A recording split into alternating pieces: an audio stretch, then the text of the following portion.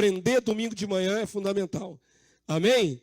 Dito isso, vamos para a palavra do Senhor, para o seu coração. Vamos lá, a palavra do Senhor está lá em Lucas, capítulo 22, verso 31. Lucas 22, verso 31, a nossa meditação. Já gratos a Deus por tudo que Ele fez nesse culto, já começou a fazer em nossos corações. Quanta graça no meio do louvor, quanta graça na comunhão dos irmãos. Mas vamos avançar em conhecer a vontade de Deus para a nossa vida. Lucas 22, verso 31. Quantos podem dizer amém? Já conseguiram? Já está aqui atrás, né? 31 até o verso 34. O tema da nossa meditação é esse. Se não aprendermos as lições de Deus de uma vez, teremos de repeti-las. Entendeu? Não entendeu não? Então vai entender. Vou repetir. Se não aprendermos as lições de Deus de uma vez, teremos de repeti-las até aprender. As lições de Deus para a nossa vida, elas são para nos aprovar ou para nos reprovar. Se reprovados, o que nós temos que fazer? Repetência. Vai acontecer de novo uma situação para te aprovar ou reprovar de novo. E assim até que você passe na lição. Porque nós estamos em aperfeiçoamento. Nós fomos chamados para sermos semelhantes a Jesus. Fomos chamados a alcançar a perfeita varonilidade, a estatura da plenitude de Cristo.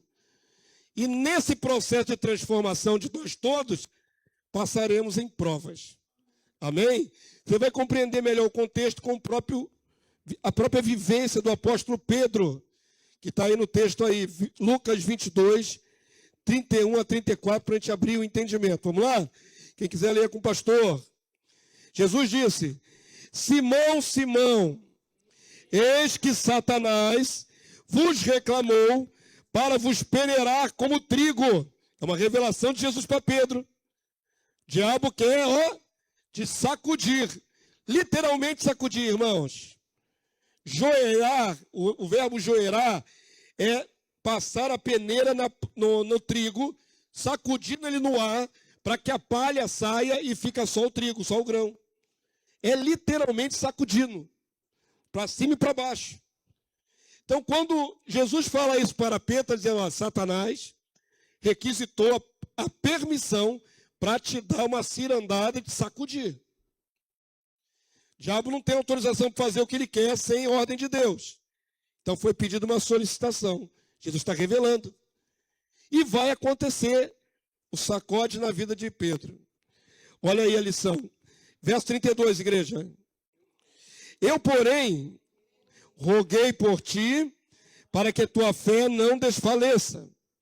Tu, pois, quando te converterdes, quando passares na prova, fortalece aos teus irmãos. Verso 33. Ele, porém, respondeu. Agora, olha a resposta. Jesus revela, o diabo vai te sacudir. Eu estou na intercessão por você porque o negócio vai ser forte. Qual é a postura de Pedro? Pedro é incrível. É um dos homens que eu mais admiro na Bíblia, irmãos, por incrível que pareça. Porque ele é assim desse jeito, mas ele é coração puro, né? É pura vontade. É um sanguíneo, é um colérico, né? Pedro, antes de pensar, ele já reagia. Olha aí que coisa interessante. Como é que Pedro reage à revelação de Jesus? De que o diabo vai joeirá-lo, vai sacudir ele. Vamos lá? O que ele diz aí? Ele, porém, respondeu: Senhor, vou bater no peito assim para ensinar. Estou pronto. Eu estou pronto para ir contigo, tanto para a prisão, como para a morte. Eu estou pronto. Ah, Pedro. Ah, Pedro. É por isso que eu admiro, porque ele é assim, desse jeitão assim, atirado, arrojado, impetuoso, mas depois ele vai se tornar um dos homens mais importantes do cristianismo. O pilar, né? Um dos pilares do cristianismo. Ele vai ser trabalhado pelo Senhor. ele vai ser modificado, ele vai ser convertido. Mas vamos aprofundar um pouco aqui a resposta de Pedro. O que parece a você essa resposta? De alguém que sabe o que vai enfrentar, irmãos? Não é uma resposta insensata, eu diria até arrogante. Uma criatura que sabe que o diabo vai vir com tudo. E ele bate no peito e diz, estou pronto. Eu vou morrer com o Senhor se precisar. É uma resposta de alguém que ainda não foi aperfeiçoada. É uma resposta quase carnal. Se não é carnal. Só no ímpeto da carne. Porque na hora que vier o perigo, na hora que o perigo for real, essa bravura toda se esvai. Então Pedro estava para viver a sua primeira experiência de provação para ser aprovado. Já há a intercessão de Jesus dizendo, quando tu te converteres, então qual é a expectativa do mestre? Você vai passar na prova e mais adiante você vai se converter. Vai ser positivo essa aprovação que você vai passar. Amém? Segue o texto, já lemos o verso 34? Então Pedro arrogantemente disse, eu estou pronto. Eu estou pronto até para morrer com o Senhor. Muito precipitada essa fala de Pedro. Irrefletida. Muito na alma. Pouco no espírito. Não é? Pedro é o mesmo que uma hora diz, tu és o Cristo, o Filho do Deus vivo. E no segundo seguinte ele diz, tu não vai morrer não, Jesus. E Jesus diz, sai para lá, Satanás. Uma hora não foi o Senhor que te revelou, foi o Espírito, né? Não foi a carne, o sangue, foi o Espírito. Outra hora, sai daqui, Satanás. De um minuto para o outro, era instrumento, agora virou tropeço. Esse era Pedro. Pedro, então, Jesus respondeu para ele, porque Jesus conhece a estrutura do seu servo.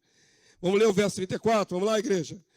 Mas Jesus lhe disse, afirmo-te que hoje aí naquelas horas, 3 vezes negarás que me conheces, antes que o galo cante.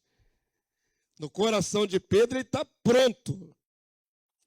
Ele é imbatível. Ele é fiel a Jesus a toda a prova, até a morte. Mas Jesus conhece a natureza do cabra. Sabe que aquilo ali é bravata da boca para fora, não vai aguentar. Não vai aguentar a prova que vem. Você vai me negar, e não é uma vez só não, são 3. 3 vezes. Isso joga por terra toda a arrogância do ser humano, né? Porque pensa que é forte. Vamos seguir o texto então, irmãos, para a gente ver como é que essa história prossegue, né? O apóstolo Pedro tinha uma visão errada de si mesmo. Ele achava que estava pronto. Nós não estamos prontos, nós estamos sendo aperfeiçoados. Diga comigo assim, eu estou sendo aperfeiçoado. De fé em fé, de glória em glória, de prova em prova, nós estamos sendo trabalhados.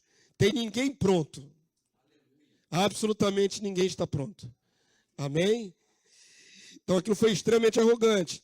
Mais adiante na história, vocês conhecem a história, né? Já viram inúmeras vezes na palavra, já viram em filmes, encenações. Mas vamos ler um trecho aí do verso 54. Mesmo Lucas 22, agora do verso 54, para a gente pegar o enredo, né? Até o verso 62. O homem tão valente que era Pedro, o homem que depois vai pegar na espada para arrancar a orelha lá do soldado, lá do Malco, homem de galhardia, de fibra, varão violento até violento, caba brabo. Esse camarada era sangue quente. Não é? Olha como é que ele vai terminar. Vamos lá para o texto. Então, prenderam Jesus, né? Prendendo-o, o levaram e o introduziram na casa do sumo sacerdote. Pedro seguia de longe. Pedro continua mostrando certa fidelidade. Ele não saiu correndo. E se você observar a história num todo, só outro apóstolo foi com Pedro, Lucas. E Lucas entrou na casa que era conhecido do sumo sacerdote. Pedro não pôde entrar na casa onde Jesus foi interrogado. Pedro teve que ficar no pátio, do lado de fora. Ele não era tão, assim, conhecido, mas Lucas era. Lucas entrou, Pedro ficou do lado de fora. Mas só tinha eles dois ali na cena. Cadê os outros 10? Cadê os outros apóstolos? Nem perto estavam na hora que prenderam Jesus. Alguns saíram fugidos. E diz a palavra de Deus que um deles saiu pelado. Na hora do cerco, pega de lá, pega de cá, um deles saiu. Pegaram no lençol que ele estava envolvido, arrancaram o lençol e o cara saiu batido. Então há uma certa valentia aqui em Pedro ainda. A situação é de perigo, de condenação. Se os judeus o pegassem, podiam interrogar ele também. Então, ainda está correndo algum risco por Jesus. Amém? Olha para o texto, verso 55. Está lá de fora, pelo visto estava frio. E acenderam, e quando acenderam fogo no meio do pátio, e juntos se assentaram para aquentar ali, né? Devia estar frio. Pedro tomou um lugar entre eles. Entre mentes, agora começa a prova de Pedro. Uma criada, vendo-o assentado perto do fogo, fitando, disse: estes também estavam com ele. Prendam, prendam. Ele também aqui, ó. Esse aqui também vai lá com aquele lá que está sendo preso lá. Ela está alardeando. Esse aqui também é dele lá, ó. E aí, a primeira negativa de Pedro, né?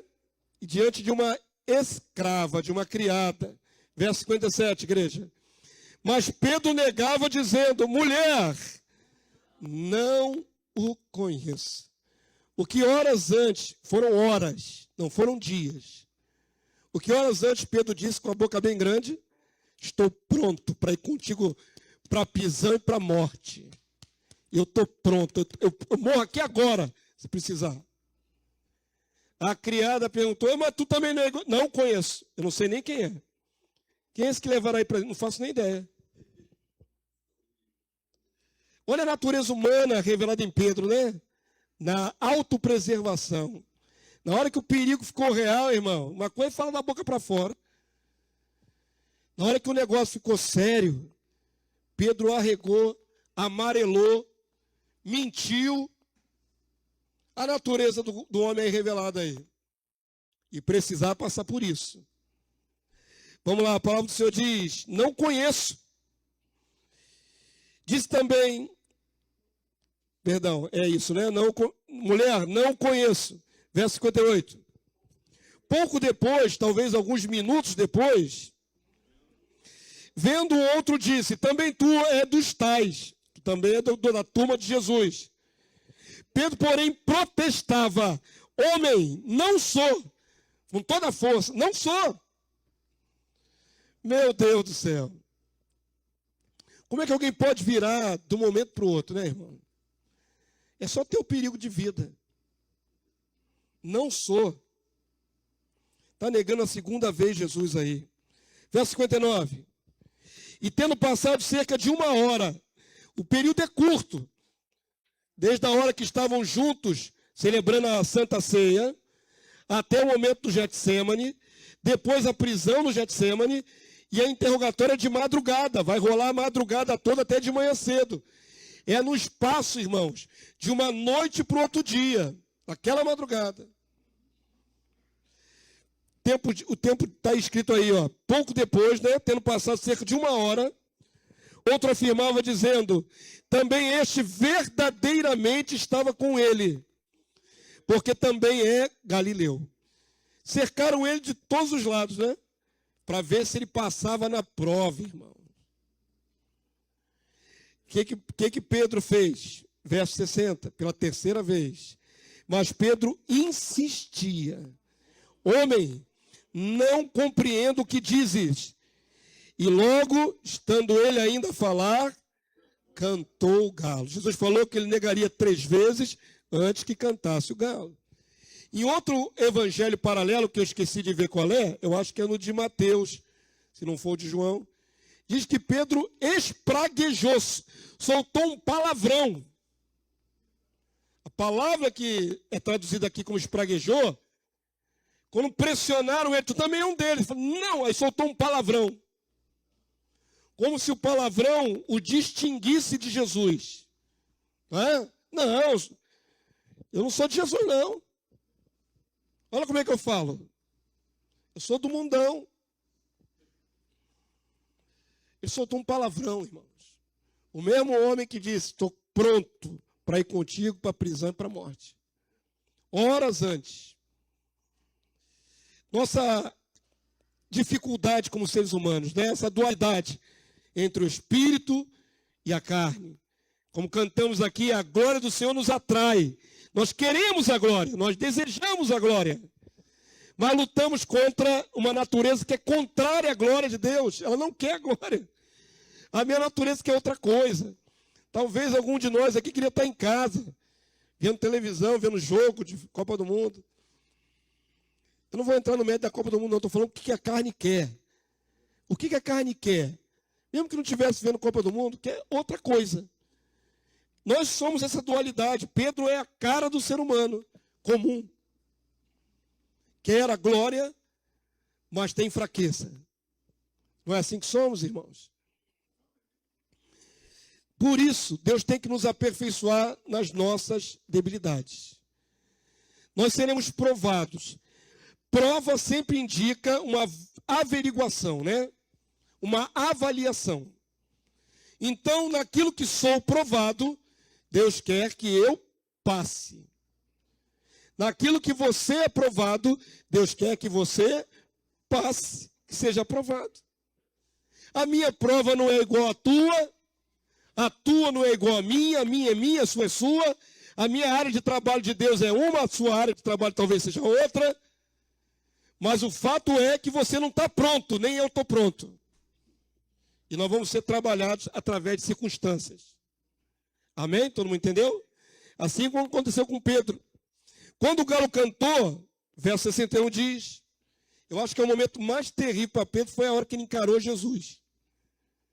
Depois de negá-lo tão violentamente, tão descaradamente, agora tem que olhar, imagina a vergonha, irmãos.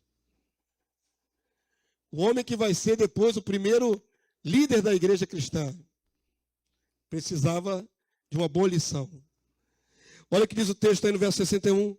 Então, voltando-se o Senhor, fixou os olhos em Pedro. Essa mirada de Jesus foi congelante. Não foi?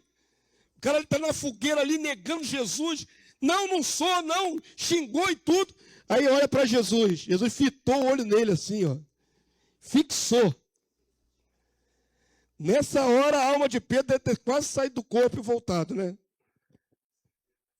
Imagina ele olhando para Jesus, depois de ter feito besteira, depois de ter negado o Senhor. Não foi uma passadinha assim, passaram com Jesus preso assim, não. Jesus teve tempo de parar e olhar para ele. E aí, Pedro? O texto diz assim, fixou os olhos em Pedro.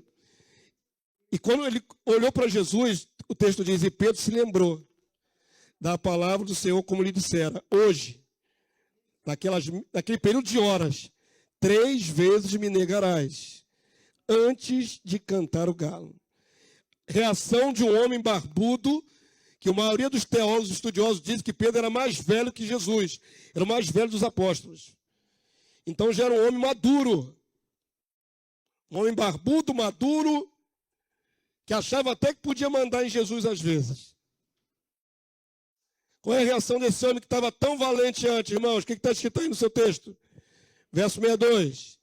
Então Pedro, saindo dali, chorou amargamente. O choro já é terrível, mas há um superlativo aqui, há uma incrementada no texto, dizendo que foi um choro amargo. Sabe aquele choro que sai de dentro da alma e é esgarniçado, né? Aquele choro que faz a pessoa soluçar. Não foi um choro, uma lagrimazinha que correu no cantinho do olho, não, irmãos. Foi um choro de arrependimento profundo. Eu fico imaginando Pedro num canto escondido e chorando ali. e soltando tudo ali. Essa é a aprovação de Pedro. É o que ele precisava passar, porque estava arrogante. Não tinha compreensão da batalha espiritual que ele teria que enfrentar. Não tinha compreensão da própria condição dele como pessoa. Ele se achava mais do que era. Ele se achava pronto. Deus que conhece nossos corações sabe até onde nós já estamos prontos. Eu vou dizer uma coisa para você, para ninguém desanimar. Porque quando a gente olha para o lado negativo da nossa natureza, dá um desânimo. Essa luta constante, carne e espírito, carne e espírito. Mas deixa eu falar uma coisa com você.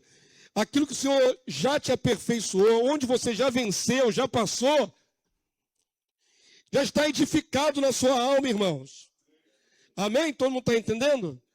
Nós não somos só derrota, não. Pelo contrário, nós temos muita coisa de bom edificado dentro de nós. Quantos dizem amém?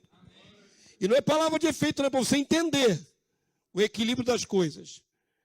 Aonde eu já fui provado e venci, eu já venci. Está edificado em mim. Está santificada aquela área. Aonde eu ainda não venci, que é o problema. Porque certamente terei que passar em alguma prova para também vencer. Não tem como fugir disso. E se em alguma área da minha vida eu ainda não venci, significa que se eu não passar na primeira tentativa, terei que fazer segunda vez, terceira vez, quarta vez, quinta, quantas for necessária até eu passar. E aquela área ser vencida também, edificada. Quantos estão entendendo a palavra? Vamos agora para outro evangelho para complementar. Depois que Jesus ressuscitou, vai encontrar Pedro, porque agora Pedro precisa ser restaurado. Ele terminou derrotado. Ele terminou um homem infiel, não é? Quebrou a ligação que tinha com Jesus, negou a fé, é quase um apóstata. Não é um apóstata que nega a fé, é apóstata. Pedro está agora no fundo do poço. Ele está envergonhado, com a alma amargurada, e apostatou de Jesus, negou Jesus, que ele disse que não faria, que estava disposto a honrar Jesus até a morte. Mas ele é tão importante para Deus e para o Evangelho e para a história do cristianismo, que o Senhor não podia deixar ele reprovado. Ele agora tem que ser restaurado. Ele tem que ser de novo exposto para ver se agora ele passa. Primeira vez ele foi terrivelmente reprovado. Entenda isso então nessa noite. As circunstâncias, quando se repetem na nossa vida, é a tentativa de Deus de nos aprovar. Talvez na primeira você vacile, mas na próxima o Senhor espera uma mudança. Um passo diferente. Amém? Para que você vença, vai alegrar o coração de Deus. Aceita as provações, não é? Aceita as provas de Deus. São para nos aperfeiçoar. Vamos para o texto, João capítulo 21, verso 1. João 21, verso 1. Nós vamos ler uma porção maior de texto para dar aquele contexto bacana, né? Para você imaginar a cena. Então, como está Pedro agora nesse momento aqui que o texto deixou lá no livro de Lucas? Está com o coração amargurado, está extremamente envergonhado, está até duvidando da fé e de si mesmo. Mas esse homem é importante, não é? Aí Jesus ressuscita dos mortos. Pedro vai lá, vai correr na caverna para ver lá no sepulcro. Ele não enxerga Jesus, mas ele vê os panos. Mas agora ele vai ter um encontro com Jesus. E eu acho maravilhoso como o Senhor é benigno nas nossas vidas. Como Ele quer nos aperfeiçoar. Amém? Agora vem a parte bacana, que é a restauração de Pedro. Ele tem que passar nessa prova. Está todo mundo com o olho no texto? Já está aqui atrás, né? Então vamos avançar agora 17 versículos. Vamos ler o texto, diz assim, ó. Depois disto, tornou Jesus a manifestar-se aos discípulos junto do mar de Tiberíades. E foi assim que ele se manifestou. O narrador é João. Estavam juntos. Aí volta no tempo, tá? Fez uma introdução, um cabeçalhozinho aí. Volta no tempo. Estavam juntos Simão, Pedro, sempre citado primeiro porque ele era o líder. Tomé, chamado Dídimo. Natanael, que era de Caná da Galileia. Os filhos de Zebedeu, João e Tiago. E mais 2 dos seus discípulos. Então, Jesus morreu. Parecia que o movimento que Jesus começou ia morrer junto. Entenda isso. Estão pensando o seguinte: enquanto Jesus estava na terra vivo, nós estamos um com ele. Ele morreu, acabou o movimento. Acabou, o fundador morreu, acabou. O líder morreu. O texto diz: estavam juntos esses irmãos. Verso 3, igreja. Disse-lhe Simão Pedro, que é o líder: vou pescar. Por que Pedro resolveu pescar, irmãos? Porque era o trabalho dele anterior. O que Pedro era antes de Jesus chamá-lo, irmãos? Pescador. O movimento morreu. O avivamento cessou. Vou voltar para onde? Para o meu trabalho, para a vida comum. Para a vida natural, para a vida humana. Não vai mais ter movimento na terra com esse ministério de Jesus. Vou voltar para o meu antigo emprego. Vou pescar. Quando a pessoa perde esse foco, ela pensa em voltar atrás. Voltar no mundo. Jesus tinha falado que ele ia ser pescador de homens, não de peixe mais. Não era mais para Pedro pescar peixe. É homens. Vou pescar. Disseram-lhe os outros: também nós vamos contigo. Está todo mundo desorientado. Todos estão desorientados. Saíram e entraram no barco. E naquela noite, nada apanharam. Um pescador profissional que vivia da pesca não conseguiu pegar nada. Mas ao clarear da madrugada, estava Jesus na praia. Todavia os discípulos não reconheceram que era ele. Então Jesus apareceu na praia e os discípulos estão dentro do barco, dentro do mar. Então, perguntou-lhe Jesus: filhos, tendes aí alguma coisa de comer? Responderam-lhe: não. Não pegaram uma piaba. Um peixinho pequenininho. Vocês acham que Jesus já não sabia? Claro que sabia. É o Jesus glorificado que está aqui. É o Jesus com a plenitude dos 7 Espíritos de Deus. É o ressurreto. É o que assumiu toda a sua glória e majestade. Ele sabe tudo. É onisciente. Mas foi só para testar, né? Eu sei que vocês não pegaram nada. Aí o texto diz, né? Verso 6. Então lhes disse, lançai a rede à direita do barco e achareis. Assim fizeram e já não podiam puxar a rede. Tão grande era a quantidade de peixe. É fantástico como Jesus tem controle sobre o universo. Se naquela região os peixes tinham sumido, Jesus com o seu poder fez os peixes virem para a rede, ó. Era na direção da rede deles. Mostrando o controle absoluto de tudo. E aí o texto diz, não podiam puxar a rede, tão grande era a quantidade de peixe. Verso 7, igreja. Aquele discípulo a quem Jesus amava disse a Pedro, sabe quem é esse aí? É o próprio João. Ele fala na terceira pessoa, mas é ele mesmo. Ele que falou para Pedro, Pedro é o mestre, é o Senhor. Estão longe da praia. Simão Pedro, ouvindo que era o Senhor, o que ele fez, irmãos? Cingiu-se com a sua veste, porque se havia despido, e lançou-se no mar. Esse é o Pedro, arrojado. Está todo mundo no barco. O Senhor apareceu lá na praia. Pedro não ia esperar remar até a beira, não, irmão. Ele se vestiu rapidinho e se jogou no mar. Esse é o Pedro atirado, arrojado. A natureza do cara, né? Ia ficar aqui dentro do barco, esperar ainda remar para chegar. É Jesus, eu vou lá agora. Foi na frente nadando. Esse é o Pedrão. Um dia nós vamos conhecê-lo, viu, irmão? Não vamos conhecer ele? Vamos, ele vai ressuscitar, nós vamos conhecer Pedro. E vai ser um dos grandes que vai reinar sobre Israel lá. Vai ser um dos 12 grandes que vão estar lá. Vai ter muita autoridade, Pedro. Ô, Jesus, mas como é bacana ver o método do Senhor de tratar conosco, né? Tratou com Pedro, trata conosco. E aí vem a cura, irmãos. Agora vem a lição.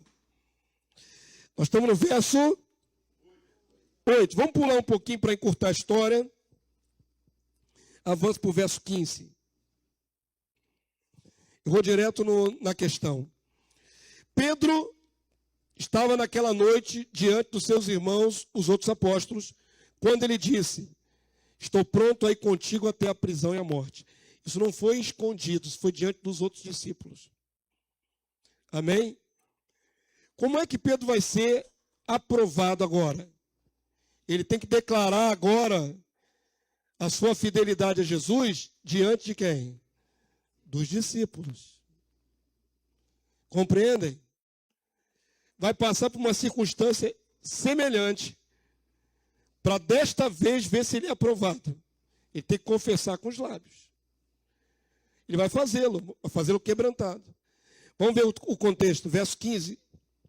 Depois de terem comido, porque Jesus fez um peixinho na brasa lá, irmão, eu acho esses detalhes fantásticos. Como é que Jesus fez esse peixe na brasa? Não é? Como é que ele acendeu o fogo?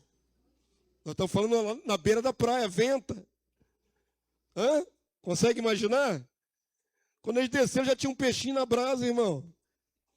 Provavelmente com algumas estacas de madeira, né? Para fazer aquela armação e o peixe ali. Ou em cima de pedras, talvez. Depois que eles comeram, Jesus vai fazer agora Pedro ser aprovado. Amém? Verso 15. Depois de terem comido, perguntou Jesus a Simão, Pedro, bem diretamente: Simão, filho de João, amas-me mais do que a estes outros? Ele está fazendo essa aprovação na frente de quem? Dos outros discípulos. Agora Pedro tem que passar na prova. A primeira ele falhou miseravelmente. Amas-me, pô, tá difícil. Amas-me é uma construção verbal difícil, irmão.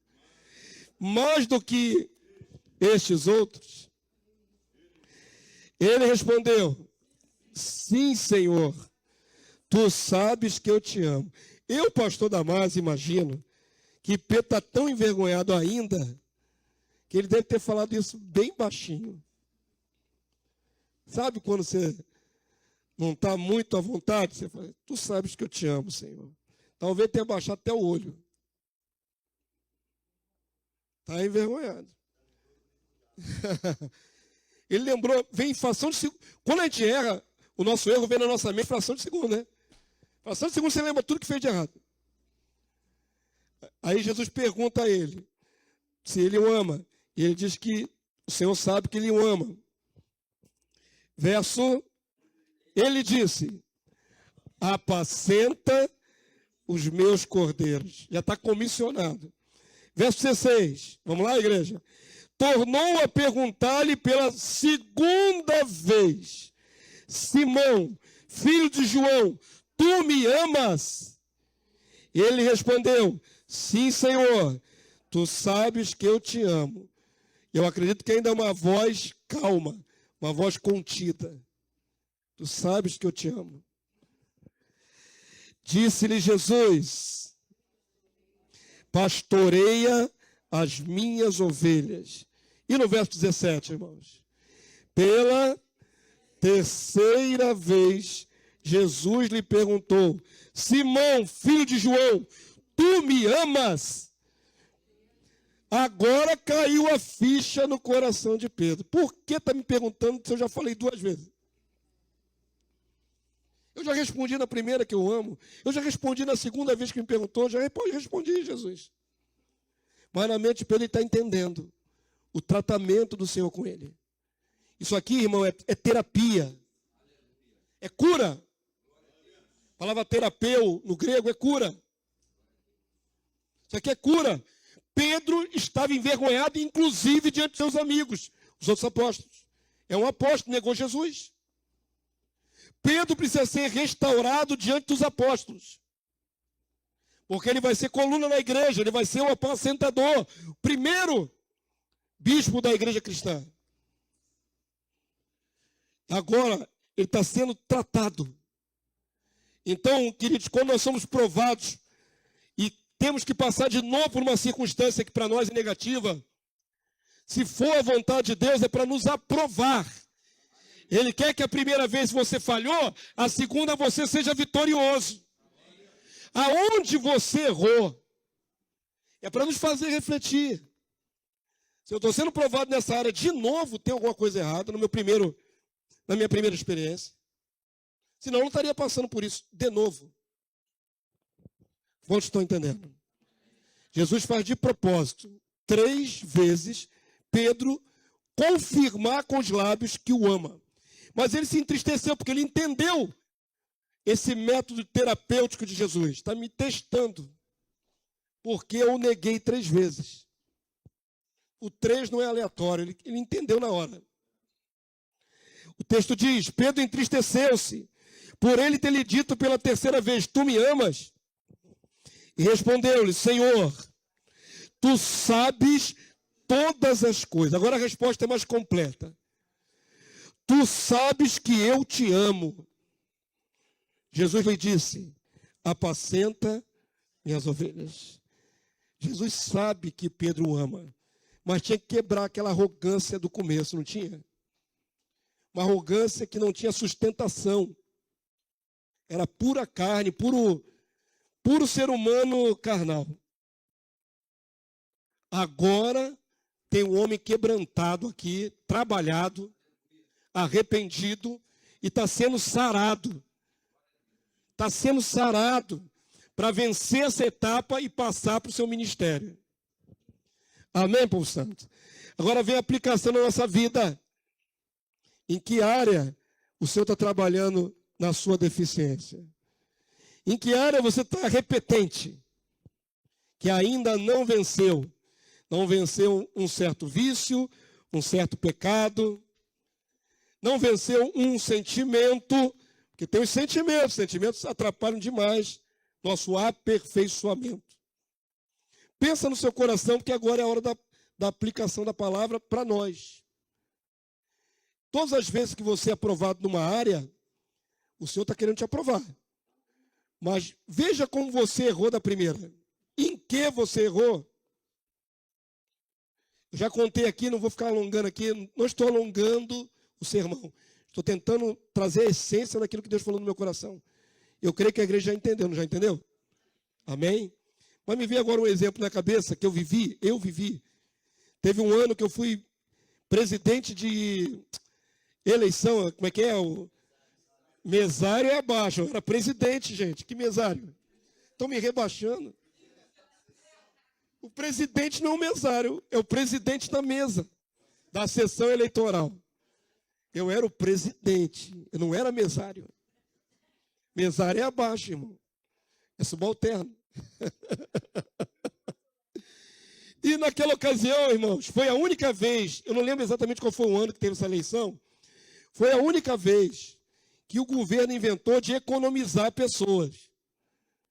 Vocês sabem que tem uma equipe que chega lá de manhã cedo e vai recolher os votos, que era de papel destacável na época, se assinava, destacava, lembra? Um pedacinho de papel, não era eletrônico. E aquela equipe que trabalhava de manhã ficava até 5 da tarde, quando fechava o horário eleitoral, e depois disso entregava as urnas para uma equipe que ia começar às 6 da tarde e virar a madrugada, contando voto por voto. Uma equipe colhia, outra equipe assumia para contagem. Amém? Nesse ano em especial, não houve isso. O governo cismou que a mesma equipe que ficou 8 horas trabalhando também podia dar conta de contar os votos. Aí sobrecarregou, deu um monte de fraude, um monte de lugar. E era um negócio complicado, porque, não sei se vocês sabem, aquele negócio ali é fiscalizado. Tanto por fiscais de partido, como tem policial presente na sessão. Para que não haja roubo dos votos, não mais que eram de papel. Resumo da ópera. Naquele ano, eu, presidente, eu tinha comigo 3 mesários que eram universitários, jovens universitários, gente de cabeça boa. E os votos ali válidos na minha sessão eram mais ou menos 384 votos. Mais ou menos isso. Não chegava a 400 votos. Agora, o que vem de sobrenatural? Eu, desta vez, da primeira vez que me reuni a eles, eu não me apresentei como cristão. Agora vem a aplicação. Eu não mostrei que eu era quem eu era. Eu não era pastor na época, mas era um servo, era um cristão, um discípulo. Eu não me apresentei à minha equipe como cristão. E aí, meu irmão, deu tudo ruim. Você sabe que hora que nós saímos de lá? 4 horas da manhã. Eu e mais 3 universitários, contando voto por voto na mão, não fechávamos o mesmo número que estava escrito. E aí tinha que contar tudo de novo. Isso aconteceu diversas vezes. Começou a chegar os pais das meninas, tinha uma moça que fazia parte da equipe. Meia-noite bateu um pai lá para pegar a filha. Não pode. Era contra a lei. Para não haver fraude. Ninguém foi para casa. Viramos a madrugada, tentando contar 380 votos. Quando contava uma vez, dava 381. Quando contava outra vez, dava 379. Um por um. Eu e mais 3 universitários. Nunca fechava. Parecia uma coisa do diabo mesmo. Que coisa agoniante, irmãos. E a hora passando em madrugada e pai pressionando. Para vocês terem uma noção, teve um chefe de partido lá, um fiscal de partido, que me ofereceu 100zinho para eu fechar aquela urna de qualquer jeito. Ofereceu 100 conto. Tentando me subornar. Olha quanto sufoco eu passei com esses 3 jovens. Aí teve segundo turno. Falei, não vou passar por isso de novo. E eu pensei assim, eu vou e os outros 3 não voltam nunca mais. Traumatizei os jovens, né? Eram jovens, não eram adolescentes, não, eram jovens. Tenho certeza que eles vão fazer um atestado médico e não vão lá comigo. Mas eles foram. Só que dessa segunda vez, irmãos, o que eu tinha feito errado na primeira? Eu não me apresentei como cristão. Na segunda vez, eu peguei uma camisa evangélica bem grandona assim, ó. Só Jesus e mais nada. Que eu amo essa camisa evangélica. Levei folheto evangelístico, evangelizei todo mundo que votou. Boca de urna para Jesus, né? Mudei completamente o que eu tinha feito errado. Me apresentei como cristão, orei com eles, evangelizei. Resumo da ópera. Qual foi a primeira sessão que acabou naquela vez? Segundo, a minha. Da segunda vez foi a minha, foi a primeira sessão que acabou. Não emendou pela madrugada que o governo viu que aquilo não dava certo. Foi só o colhimento dos votos. Mas a primeira sessão que acabou foi a minha. Porque na primeira vez eu falhei. Eu era para ser aprovado e falhei. Da segunda vez eu fiz tudo o contrário do que eu tinha falhado. E aí fui aprovado. Todo mundo entendeu, igreja? Estou dando um exemplo que me veio aqui até distante. Se nós formos provados numa área deficiente, caráter e sentimentos, qualquer que seja a área que Deus está tratando contigo, e você não mudar, o que vai acontecer automaticamente? Virá de novo uma outra circunstância de prova para você ver se passa. Ou você muda, ou vai continuar na repetência. É simples assim. Quantos entenderam a palavra? Estou falando de coisa prática, fé vivida na prática. Então, querido, se permita ser aprovado. Se permita ser aperfeiçoado, que é o termo bíblico. Nós temos que ser aperfeiçoados para chegar à dimensão de varão perfeito. Então, nossas áreas deficientes devem ser provadas. Graças a Deus que nos prova, para nos aprovar. Amém, povo santo? Só para terminar com um contexto bíblico, não ficar só na minha historinha, que a primeira foi triste, irmão. Você não quer saber o que foi aquele sem banho, sem comida. Foi terrível, foi traumatizante. Só para não ficar na minha historinha, vamos para o texto bíblico, que consubstancia, né? Efésios capítulo 4, verso 20. Efésios 4, 20. Quero mostrar a vocês que nós todos estamos em prova. E temos uma lição grandíssima para passar. Ser semelhante a Jesus. Essa prova é para todos nós. Amém? E aí, meus irmãos, já que o gabarito é alto assim, ó, vai vendo aonde você está se reprovando aí para consertar. Para você passar. O Senhor quer ver glorificados. A palavra do Senhor diz assim, Efésios 4, 20, já está aqui? Leia comigo aí para a gente finalizar. Vamos lá, igreja. Mas não foi assim que aprendestes a Cristo. Perceba a linguagem que está escrito isso aí. Não diz, não foi assim que aprendestes de Cristo.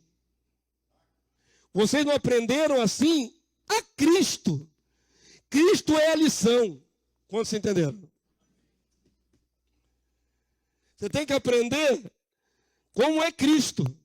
Ele é a lição, ele é o padrão, ele é o modelo.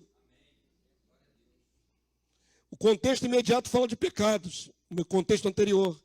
E aí Paulo diz, não foi assim que vocês aprenderam a Cristo. O padrão é Cristo. O que vocês têm que imitar é Cristo. Vocês têm que ser aprovados para ficar semelhante a Cristo.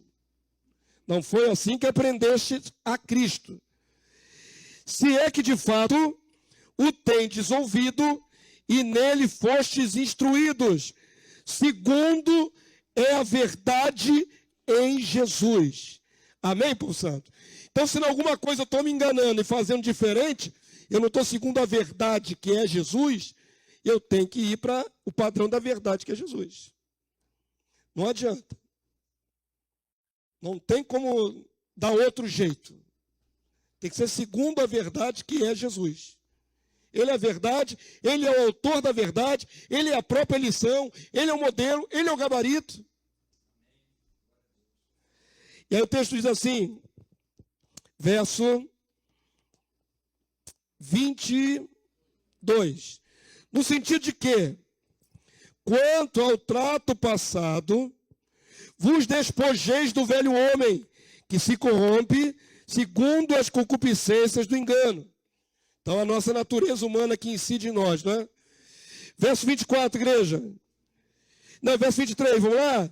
E vos renoveis no espírito do vosso entendimento.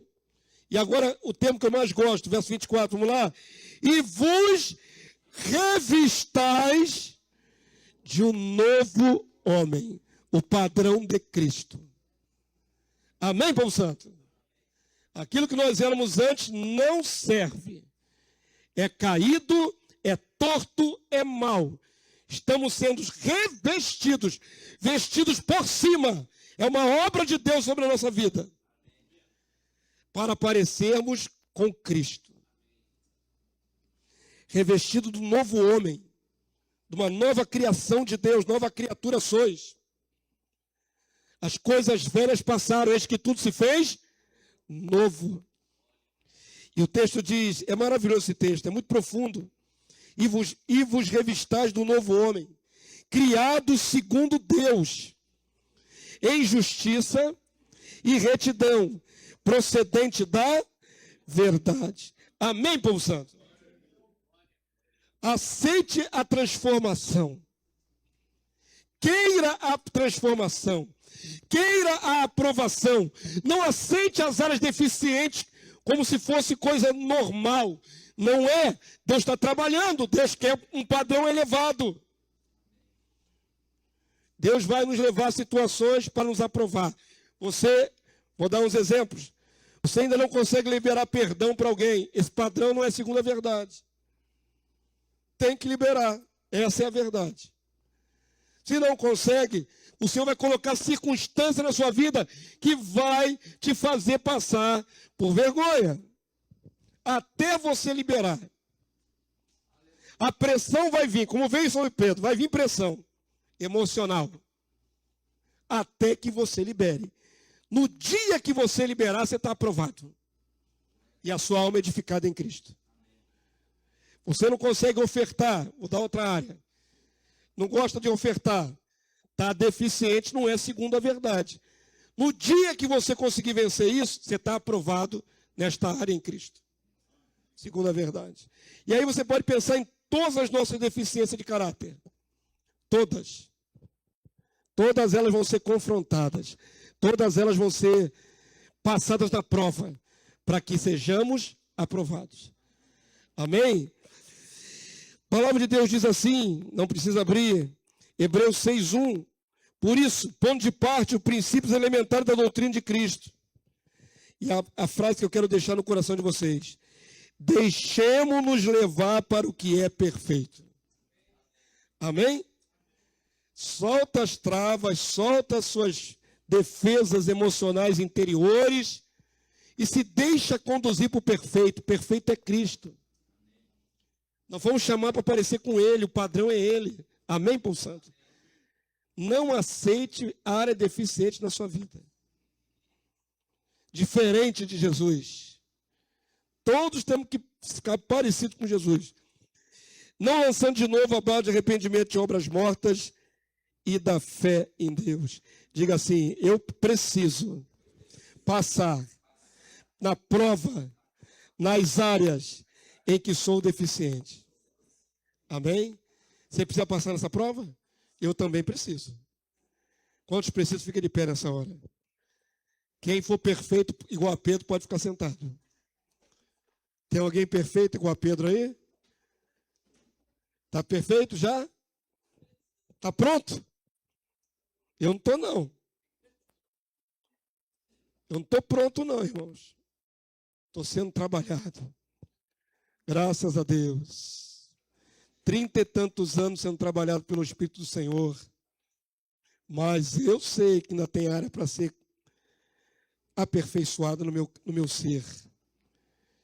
E tudo que eu quero é parecer com Jesus.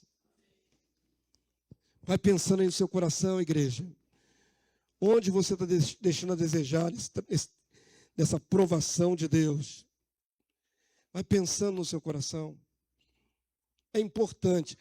As palavras que vêm ao meu coração não são para encher linguiça ou para ter uma palavra para falar para a igreja. Eu creio que são direções de Deus para a nossa vida. São um tratado de Deus na nossa vida. E Ele está tratando. E antes de falar o seu coração, falou o meu. Eu preciso ser aprovado. Eu quero ser aprovado. Eu não quero ficar repetindo situações da minha vida. Situações, pressões, né, irmão? Não quero. Eu quero passar. Eu me esforço para passar, eu me humilho para passar, eu choro diante de Deus para passar, eu quero. Tem que ser o seu desejo.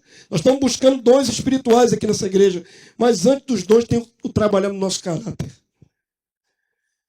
Tem o trabalhar no nosso ser. Amém, igreja? Inclina a tua cabeça aí onde você está, vamos falar com Deus. E eu vou fazer uma oração, se você concordar, você diga amém. Amém? Se você concordar com a oração que eu vou fazer, você diga amém. Pai Santo, louvado seja o teu nome por esta noite. Tu és bendito eternamente. E nós te louvamos pelo teu grande amor pelas nossas vidas. Ah, Senhor, quem é o homem para que tu se lembres dele? Quem é o homem, Senhor? Quem somos nós para que tu invistas tanto em nos aprovar? Senhor, nós já fomos tão perdidos nas trevas, tão tortos, caráter deformado, vícios, pecados e até crimes cometemos. Mas o Senhor nos se apiedou de nós no seu grande amor. E através de Jesus nos tem chamado para a sua glória. Nós estamos buscando a tua glória, Senhor. As tuas virtudes. E o Senhor fez habitar em nós, pelo Senhor, seu Filho Jesus, o teu Santo Espírito. Louvado seja o Deus da nossa vida, o Deus da nossa salvação. Que trabalha em nós para que não sejamos filhos bastardos, mas sejamos filhos legítimos diante do Senhor. Senhor, muito obrigado pelo teu agir na minha vida, pelo teu trabalhar na minha vida. E eu quero ser aprovado. Me ajuda, Senhor, nas minhas deficiências. Que as pressões, Senhor, das circunstâncias me aperfeiçoem, até que eu as vença. E posso olhar para trás e dizer, esta área eu já venci. Eu não preciso mais passar por esta prova. Ajuda os meus irmãos desta casa, Senhor, que se chama pelo nome de Jesus. É o nome que carregamos aqui nessa placa. Igreja de Jesus Cristo. Somos dele. Queremos honrar o nome dele. Levantá-lo, seu nome, como uma bandeira. No meio de uma geração perversa, corrupta, corrompida. Senhor, nos ajuda. Tu, meu Senhor, tu conheces o nosso coração.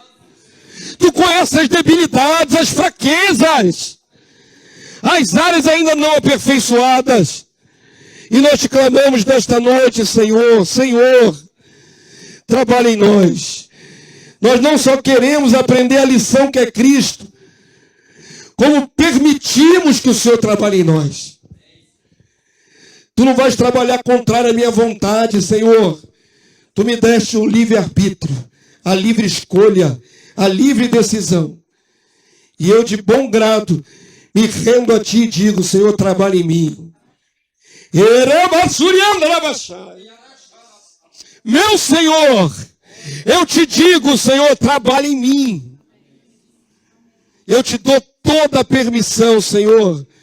Entra aonde eu ainda não fui aperfeiçoado. Experimenta-me quantas vezes for necessário. Mas me faça ser aprovado, Senhor. Eu quero ser aprovado, Senhor. Eu quero ser semelhante, cada vez mais semelhante a Ti. Me ajuda, Senhor. Ajuda os meus irmãos a vencerem seus vícios, suas paixões, concupiscência. O mundo passa. O mundo não tem nada que nos ajude a parecer com Cristo. O mundo nos atrasa, Senhor. O mundo nos contamina. O mundo mina a nossa fé.